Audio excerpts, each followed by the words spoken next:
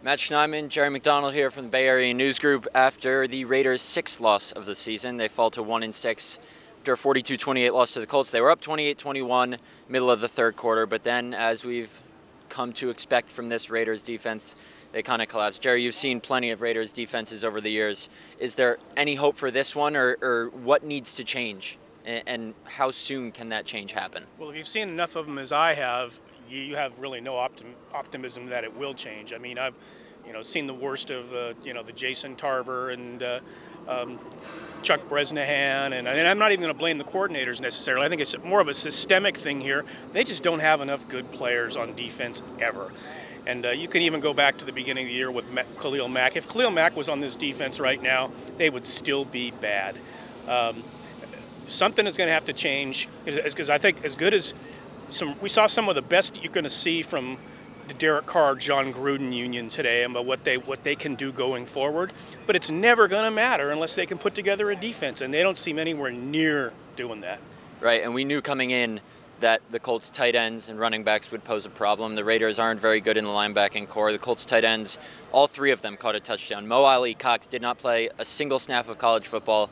He's VCU basketball's all-time leader in field goal percentage, and he catches a one-handed touchdown over the Raiders' first-round pick last year. Colts tight ends combined 10 receptions, 133 yards, 3 touchdowns. Marlon Mack, Nyheim Hines ran all over the Raiders. A lot of talk around this team has been around the trade targets.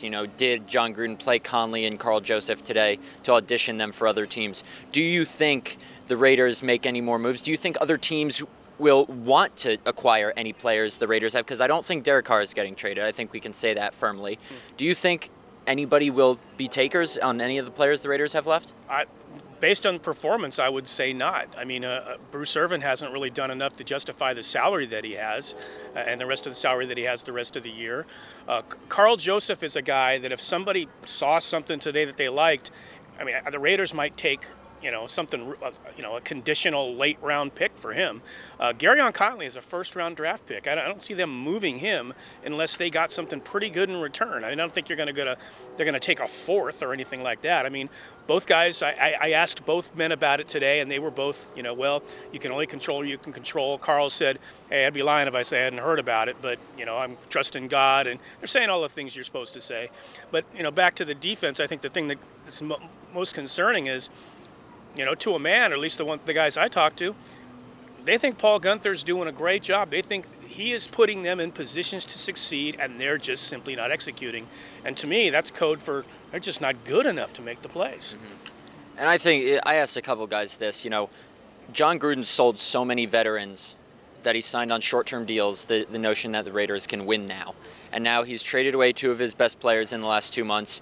He's sitting a healthy Reggie Nelson, who started each of the 38 games he's played for the Raiders. That tells everyone he doesn't think they can win now. He's playing for the long term. How hard is that to accept? And everyone says, oh, everyone's on the same page, but that can't be true. Do you think, I don't want to say Gruden's lost the locker room, I don't think he has, but do you think guys are just on different pages in the fact that some guys are just so fed up with this that they're not willing to wait for the long term? Well, I think any NFL team, especially a team that's losing, any NFL team is basically 53 independent contractors, and they're all looking out for their own best interest. Now, it's easy to all say you're on the same page when you're winning, but a lot of times the whole locker room talk is pretty much a self-fulfilling prophecy on what happens when you win. The opposite happens when you lose.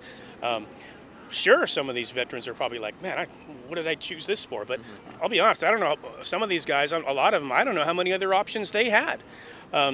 So, yes, there'll be more turnover, but I don't see the whole locker room problem as being a bigger issue than the fact that they just aren't good enough. They aren't good enough or athletic enough or fast enough to make the plays they need to make.